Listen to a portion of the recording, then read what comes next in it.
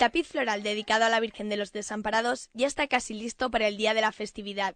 Los artesanos del taller de Miguel Galvis ultiman los detalles de forma minuciosa, apurando hasta el máximo las horas de trabajo.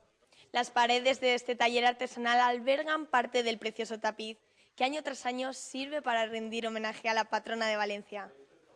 El tapiz está formado por 40 paneles, cada uno con la misma medida de 11 metros de alto por 10 de ancho.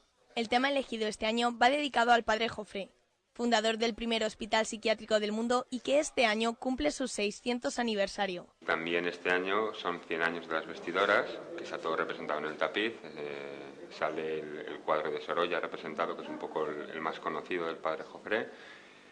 Y abajo veremos la Virgen con unas vestidoras y un grupo de valencianos que están un poco observando toda la escena.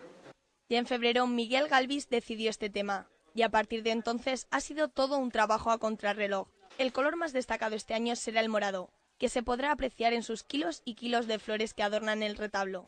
La mayoría del tapiz se compone de sanguinaria y manzanilla, que han sido previamente tratadas para su secado y tinte de color.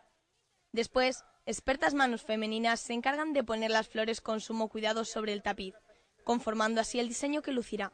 Los claveles son colocados 24 horas antes de su transporte, ya que se trata de flores frescas. Miguel Galvis trabaja desde los 16 años en el diseño y creación del tapiz floral de la Virgen. Heredó el oficio de su padre, que comenzó hace más de 30 años con este tipo de trabajo y con el que colaboró conjuntamente durante varios años. Pues mi padre empezó a hacer el tapiz antes de que yo naciera, con Ginesta, que era su profesor, y en el 71 fue el primer tapiz que hizo mi padre. A partir del mediodía del sábado podremos disfrutar del tapiz floral en la fachada de la Basílica de la Mare de Déu. Antes, de madrugada, los tableros serán transportados desde el taller artesanal hasta el centro de la ciudad, y una vez allí, los artesanos ensamblarán todas las piezas que forman finalmente la composición.